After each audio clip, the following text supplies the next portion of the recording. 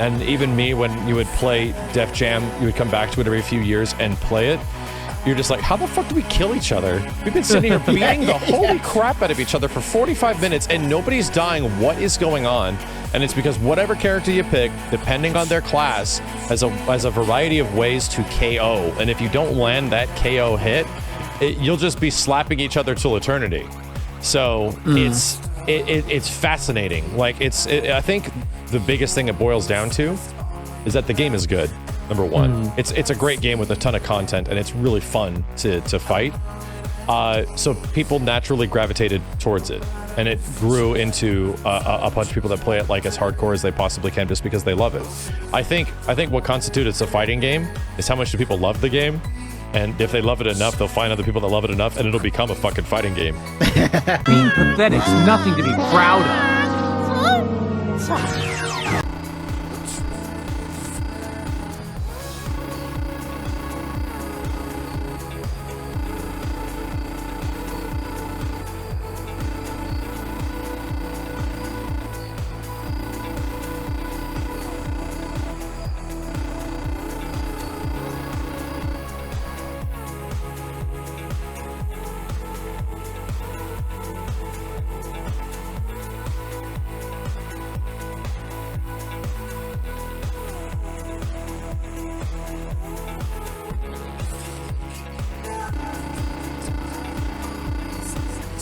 The FGC is no stranger to puzzle games. Titles like Crystal Crisis, Super Puzzle Fighter 2 Turbo, and even Puyo Puyo Tetris have all made their rounds at FGC events, big and small. While they may never achieve the popularity or notoriety of foundational FGC titles, their presence has always been something of an accepted novelty. Some staunch supporters like Justin Wong have stated their desire to see competitive puzzle games taken more seriously in the FGC, citing similarities in gameplay philosophy and strategy. I'm sorry, man. That was a weird-ass sneeze I just did right there. God damn it! Can the brother get some Claritin up in here? But while games like Super Puzzle Fighter have been around since the 90s, it wasn't until 2011 that a title was able to inspire a group of players to take up the call and see how far they could push competitive puzzling in the fighting game space. A unique blend of puzzle solving, platform climbing, and fighting, this puzzler was able to redefine modern perceptions of just what can be considered a fighting game, and carve out a place for itself within the FGC. This is Catherine. The first player to the top of the tower wins the round. Simple enough, right? The game's premise is sort of simple. You get to the top first, you win. But there's another condition that ends up very important, and that's if your opponent dies, you also win. Hey, yo, what the fuck? The system that was designed to sort of make the single player interesting with some NPCs running around, it ended up very aggressive. It was maybe the best thing you could do was to kill your opponent instead of climb to the top. With this realization, the competitive mode to Catherine took a pivot away from the playstyle you learned in the single-player campaign and started to form its own identity, requiring different strategies and a more aggressive mindset. Instead of only worrying about your own path to the top, you also needed to worry about your opponents, taking any opportunity to maneuver blocks in a way that limits your opponent's options for progress. It's called one-on-one. It's a sports game, a basketball game, to be specific. But it might also be a fighting game? Most traditional basketball games focus on emulating basketball as a team sport. From strict simulations like NBA 2K to more arcade affairs like NBA Jam, each player's control over multiple characters means that the scope of a match is pretty broad.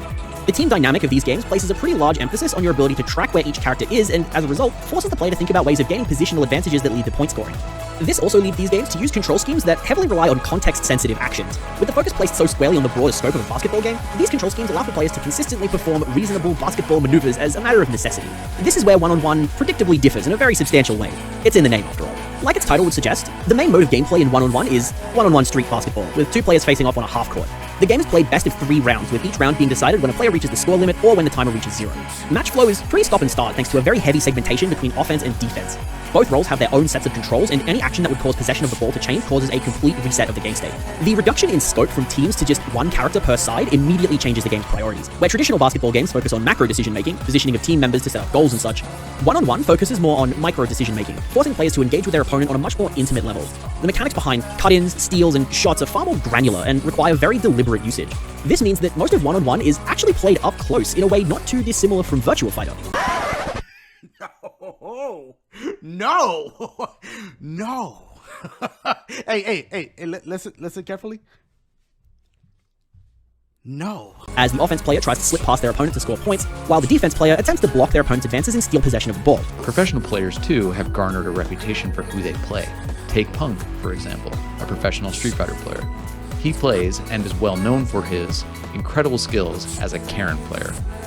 Or Daigo Umehara, who's as famous for his Ryu as he is for his Guile. Or Nage, who's known for being the best Faust player in the world. A great one, who I love, is named hilariously Fab, who's probably the best known Potemkin player in all of Guilty Gear. Now, does that sound familiar? I'm just going to list a few names, and you say the first hero that comes to mind. Mara Faris, Ethan Van Sant, Joshua Lau, Michael Hamilton, Matt Rogers, Majin Bay, Yuki Lee Bender, Hayden Dale. And those are just the pro players. Tall Timmy, Go Again Gaming, didn't even say his name, Breezy, Tommy Fresh. If you follow the Flesh and Blood community, you probably correctly identified each player and their associated hero. It's in the blood of Fab, this distinct association between player and game piece. Get this nigga off the mic. Get this nigga off the mic. In fighting games, there is also this ongoing discussion as to what exactly is aggro, mid-range, and control. No one really categorizes a character in a fighting game as aggro, so much as rushdown. Rushdown is a term which is used to describe characters who specialize in offense and speed. They often employ something called mix-ups, in which the aggressor forces their opponent into guessing what they are going to do. Guess wrong, and the damage piles on. Rushdown characters are nimble, have long combo strings, and typically poor defensive options. I actually like this terminology better for Fab than I do Magic's traditional definition of aggro, which is a little inelegant.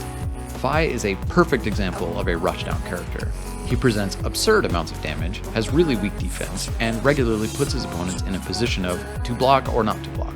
Taking a hit from mounting anger could be total doom, or it could be he banishes a blue card to attack for 2. That card in his arsenal could be an Art of War, or it could be Phoenix Lines. What? You're still talking, buddy? Shut up.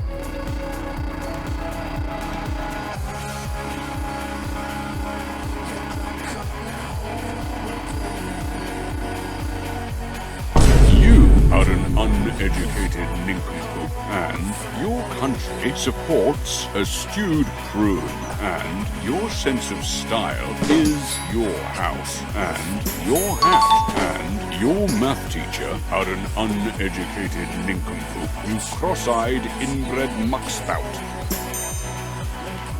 Hey yo, what the fuck?